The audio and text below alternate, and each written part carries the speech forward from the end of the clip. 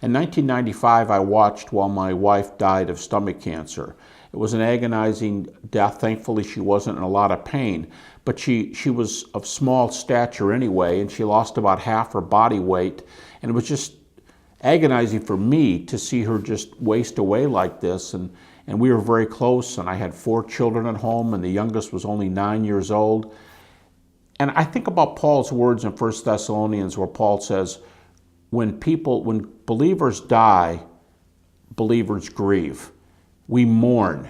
But Paul says, believers don't mourn as those who have no hope. Do you ever think about that? To mourn with hope or to mourn without hope. There's all the difference in the world. Jesus wept over the death of his friend Lazarus, even though he was just he raised him from the dead in a matter of minutes. So grieving is not fun, but grieving with eternal hope makes all the difference in the world. Paul says in 1 Corinthians 15:18 that if Christ has not been raised from the dead, our loved ones who've died in Christ have no specifically Christian hope. Go somewhere else for your beliefs, but we don't have it as Christians.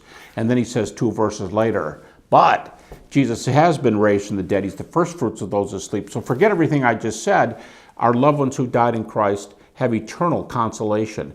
To me, that's the single most exciting thing about the resurrection, is that believers share together for eternity according to Jesus, according to the early church. It's all based on the facts and the excellent evidence for the resurrection of Jesus.